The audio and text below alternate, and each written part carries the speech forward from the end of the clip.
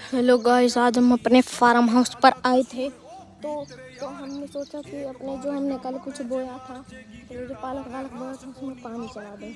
तो फिर हम अभी पाइप जोड़ेंगे इसको और फिर इसमें से पानी चलाएंगे।